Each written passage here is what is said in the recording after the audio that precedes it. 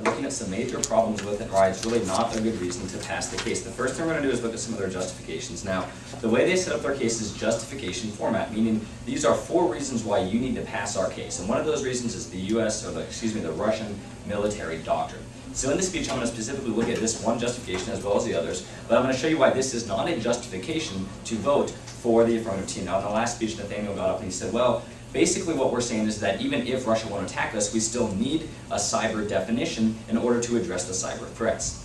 And so my response to that is, we're going to further show you why the affirmative team is basically just conceded their own justification. They basically said that even if Russia doesn't attack us, we still need it for other security measures. Well, they just conceded their entire first justification that Russia indeed will not attack us, so that's not a reason to vote for the case. I'm going to further show that in this speech.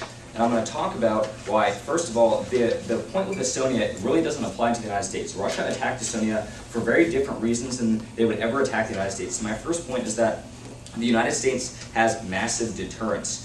We have massive deterrence. Basically, when you talk about deterrence, it's the idea that with nuclear wars, that we have a huge nuclear arsenal that if someone ever attacked us, we could attack them right back and essentially annihilate them. Well, the same goes for the United States with our cyber command. In fact, according to Professor Jack Goldsmith, we have the most sophisticated cyber command in the world with cyber capabilities. It says the United States government perhaps has the world's most powerful and sophisticated offensive cyber attacks capabilities. Now, they might respond and say, well, we can't do anything once someone attacks us. Right? We can't do anything when someone attacks us because we don't know what cyber warfare is. But as my partner read earlier, and she'll be addressing, all options are open on the table. And one of those options is, of course, retaliating with a cyber attack and with a strike. Now, Mathias, in his first cross-examination, said that going through the legal framework is just counteracting with an attack.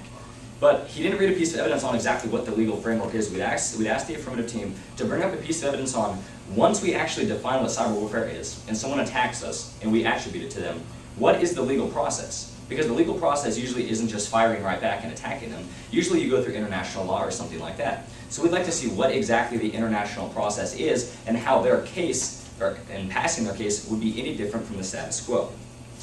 Now, my second point is that they would never attack us because the reason they attacked Estonia was for geopolitical reasons, a reason they would never attack the United States. Will Goodman says that, quote, in the case of the 2008 Russia-Georgia cyber war, in the cyber war, he says, with cyber attacks used as one of several combined arms, cyber deterrence became a lesser included subset of conventional deterrence. Between more balanced states such as the United States and Russia, factors like mutual legal aid or alternatively assigned responsibility probably would have kept cyber attacks from commencing. As in the case of Estonia's cyber conflict, geopolitics played a greater role than the challenge of cyber deterrence. So even though he's saying right here, Estonia's deterrence didn't stop Russia, they attacked them for other reasons. But when we look at the United States, not only is deterrence stopping Russia, but it's also issues like geopolitical games that they don't have any reason to attack us. In the end, Russia has no reason to attack us, and they presented no evidence that Russia will attack us, or they've ever attacked us in the past. If Russia's military doctrine is so aggressive, then we should see them taking some action towards the United States. Now, my third response to this is essentially it's a logical fallacy. It's basically like saying because Russia keeps up such a large nuclear arsenal, we're in danger of them nuking us tomorrow because they keep up a nuclear arsenal. So because they have a nuclear arsenal, which in order, if war arises, they can use nuclear weapons, it's like saying they're going to attack us with nuclear weapons. But that's not the point. They're obviously not going to do that. So when we look at cyber war, just because they have a cyber doctrine, and just because they want to use cyber warfare in the future, doesn't mean they're actually going to use it against the United States. All right, now moving down to my point, this is where I'm going to talk about their definition, and specifically talk about why this is a terrible definition to use, and why it really doesn't change the status quo at all, because it's extremely vague. Let's take a look at cyber warfare. It says first, cyber warfare is cyber attacks that are authorized by state actors against cyber infrastructure in conjunction with a government campaign. Now, there's two problems with this definition. First, the part that says that are authorized by state actors. The second is the part that says in conjunction with a government campaign. I asked the affirmative team, how in the world are you supposed to prove that first, someone attacked you and they were authorized by the state? If we actually caught someone attacking us and we prosecuted them, are they going to stand up there and say, yes, Russia authorized me to attack them? I don't think so. How are you ever going to prove that? It's impossible. The second is, how are you ever going to prove it's in conjunction with a government campaign? How do we prove that if someone attacks us, it was in conjunction with a government campaign? Now, those are two requirements. In order to prosecute someone, they have to meet those two requirements. They have to be authorized by a state actor, and they have to be in conjunction with a government campaign. If we can't prove those two things, then we cannot prosecute, and according to the affirmative team, we can't do anything. I asked them, how is it possible to prove that somebody attacked us in conjunction with a government campaign. It's entirely impossible. No one's going to admit that they attacked us, that they met the 2 requirements so they can be prosecuted. That's impossible. They're never going to do that, and it doesn't make any sense. That is the biggest reason why this definition is bad. Now, the second reason it's bad is because they talk about state actors. Now, the problem, this is where it leads into attribution. This is my third main point, is that it's really hard to actually attribute cyber attacks. It's really hard to say this person attacked us or this country attacked us. And in fact, the case with Estonia that they mentioned, the United States actually never said Estonia was attacked by Russia. They actually came out in a report and said that it was not Russia, but that it was terrorists working within other countries. And so we actually don't have a lot of attribution skills. I'm going to look at this. First, I'm going to talk about how the transnational nature of cyberspace, it makes detection and prosecution impossible without international cooperation. Now you might say, well, they're cooperating with Russia. But the point is Russia's not going to cooperate with us if we're trying to prosecute them. So we need international cooperation with other countries in order to actually effectively get rid of the cyber problem and to define it. Now the problem is their case doesn't do that. It only works with 2 countries. And they also don't prove that their case will be accepted by the international community. We have no idea if the international community is going to accept this definition of cyber warfare. Let's look at this piece of evidence from Jeffrey Humphrey. It says, quote, "The lack of effective attribution and multinational nature of internet traffic make it difficult to identify and prosecute cyber criminals." So it's very difficult to identify and prosecute cyber criminals. Honestly, we don't know who's attacking us. Some more evidence to prove this. It goes on to say, Scott J. Shackelford, who's a PhD in international relations, says, "Consequently, there's a myriad of practical problems associated with both launching and defending cyber attacks, including the fundamental issue of attribution, and in particular, state responsibility for cyber attacks." Now, he directly talks about the type of definition they want to use. He specifically says, it's impossible to prove state responsibility with a cyber attack. And so with the affirmative team bringing up their definition requires us to prove state responsibility.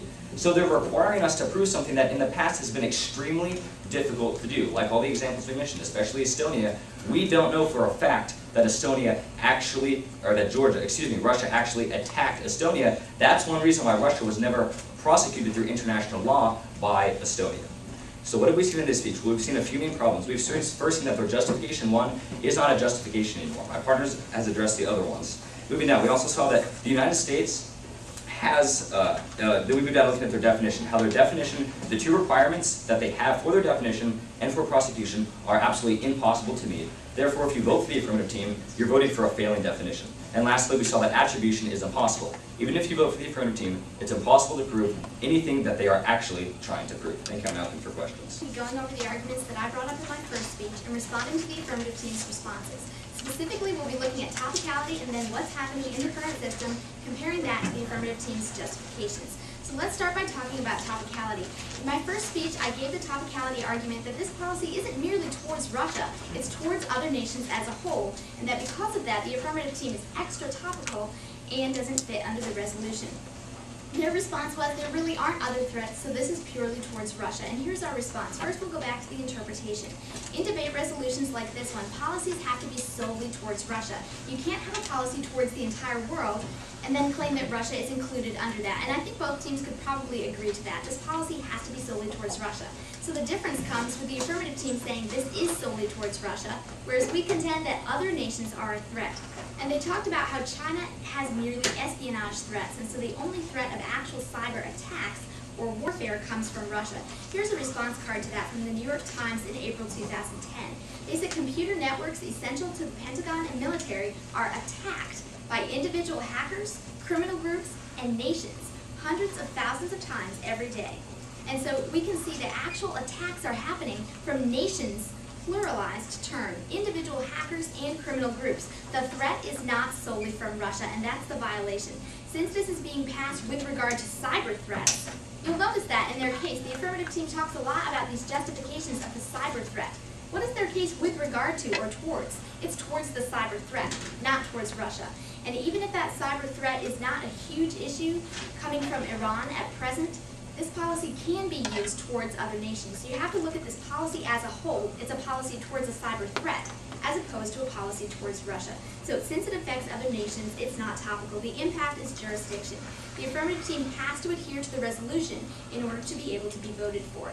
Otherwise, the vote goes negative. Now let's look at what's happening in the current system, and I really have three main points that it boils down to. The first point is definitions, and I have three different points. The first one was that the U.S. military, according to the affirmative team's own evidence, is not sure how to define cyber warfare. The impact of this is, how do we know that the East-West Institute's report and their ideas of what the definition should be are correct? And the affirmative team responded by saying that there's a reason to prefer it because this was worked on by experts and it was a bilateral deal. So our second response is, of course, the authors of the East-West Institute report like their definitions. They made them up. The point is, we want to see advocacy from other people saying the East-West definition just came out with this really great report and the U.S. government should enact those. We can't just have advocacy from these East-West Institute experts. And the third response is that the status quo is working towards a definition. The impact of this is military experts in the United States are working on something that's specifically good for the United States. They're working on this at the present time, and this is going to come out. Why not wait for the best definition? Because it's going to be harmful to have a poor definition in place. The second large point was that of multilateral dialogue, and I talked about how in their second justification, the affirmative team said that multilateral dialogue is necessary, but you'll notice that they don't allow for that in their case. So they responded by reading evidence to argue that a definition was needed before international dialogue can occur. Here's my response. That never says definition. Let's read this article from PC World, June 2011. It says, formalizing a policy stating what the U.S. will do if attacked in cyberspace may push international organizations to develop and accept international codes of behavior for cyber war. This is talking about a military doctrine. Let's look at the title of this article. It is U.S. Readies Cyber War Strategy. In fact, this is actually referencing the evidence that I read from June 1st of this year, saying that the Pentagon has developed a military doctrine. This is already in place. International dialogue can occur in the current system because we have this doctrine. The affirmative team isn't implementing a doctrine. The status quo implemented the doctrine, and the doctrine is what allows cyber policy to move on, not a definition. Now let's move to the last point, and that is a status quo policy. And I talked about how the United States can act. They are able to take military action. And the affirmative team just responded by saying we can't take military action without a definition. But the point is we can. We have this cyber doctrine. Here's another quote from that evidence I read earlier from the AFP on June 1st. They said that this expert said that the Pentagon was drawing up an accompanying cyber defense strategy, which would be ready in 2 to 3 weeks. And like this evidence said before, we can take military action with cyber threats. Going back to what I've talked about in this speech, first, the affirmative team is not topical. This is not a policy solely towards Russia. And second, the current system is working towards a better solution than the affirmative team. Thank you. I'm going to be starting off with topicality. Basically, the topicality argument boiled down to two main points in her last speech. She basically read a card that vaguely said that there are other nations out there that are attacking the United States, but she could never prove which ones were specifically attacking the United States. They dropped all their points about North Korea, Iran, and China, so those should flow to the affirmative team, so we can see that those nations are not a threat to the United States in the current system. Additionally, they never were able to prove that Russia was not a threat to the United States. They never proved that they were not the most hostile, as our evidence said in our last speech. So right now we see that Russia is really the only threat that we can see out there.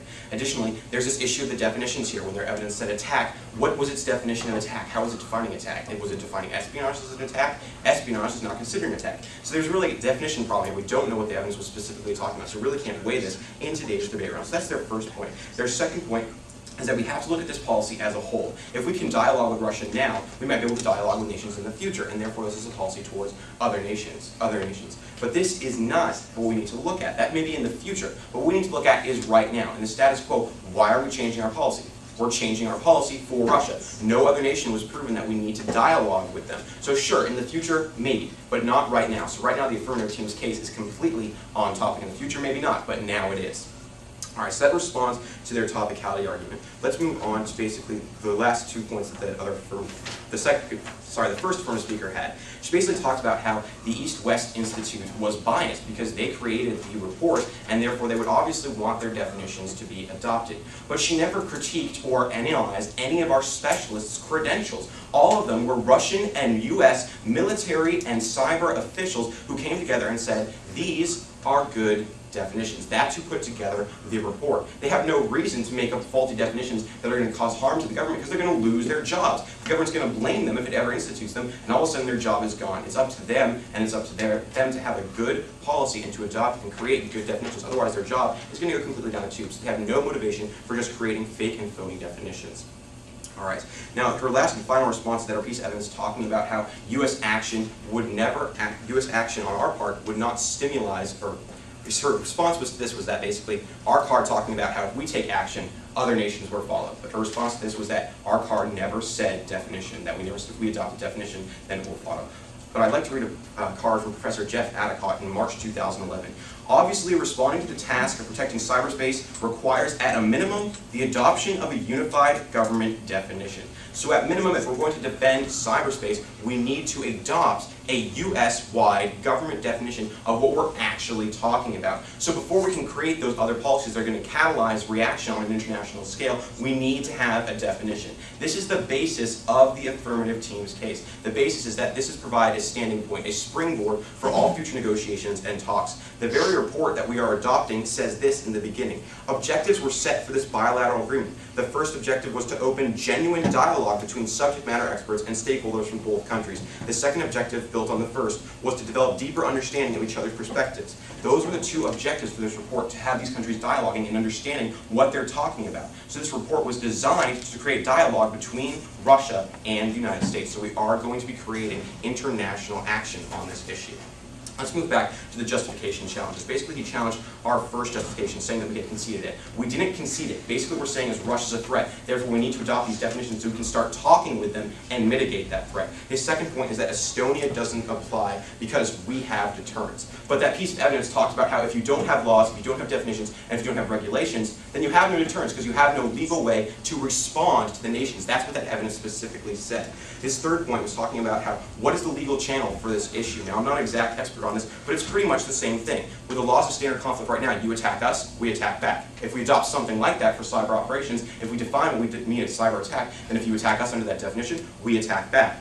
Now, his fourth issue is that they haven't attacked us yet. We haven't seen them attack us in the status quo. But that's faulty logic. We shouldn't wait for them to attack us and harm us before we start adopting these policies. We should institute these definitions and start dialoguing with them now so we can mitigate the threat.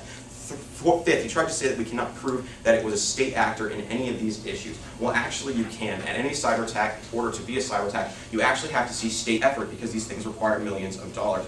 According to Richard A. Clark, it is important to remember that the capability to conduct attacks that amount to cyber war currently requires state-level effort. So state-level effort is required to attack the United States. So any government, we can prove that they have attacked us. His sixth issue was basically that we need the international community to adopt these definitions. But we don't need the international community to adopt these definitions. We need to adopt them so that the international community follows. Thank you.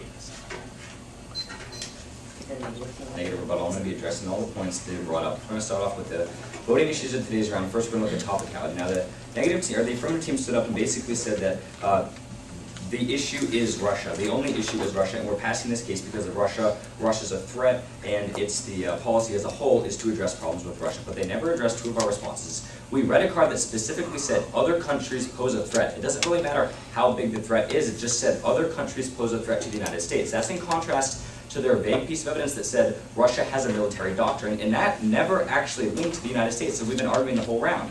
That military doctrine never linked the United States to Russia. It never said Russia's increasing their cyber military doctrine so they can attack the United States in the future. So they haven't even proven a solid threat from Russia, especially when we see in the past Russia has never even attacked us. Even if the China example we presented was espionage, at least China actually did something to us, unlike Russia, who hasn't done something to us at all. So when we see that, yes, there actually are other countries that are a threat. Now, the second thing they didn't respond to is in their 1AC, nowhere does it say we need to adopt a definition because of the threat from Russia. All it says is we need to adopt a definition because of the cyber threats. And that's plural. It says because of the cyber threats the United States is facing. So they're trying to take evidence that doesn't apply to Russia and apply it to Russia because of Russia's military doctrine. You can't do that. That's faulty logic. All the evidence they're saying is we need a definition because of the many threats that the United States is facing from the many different countries.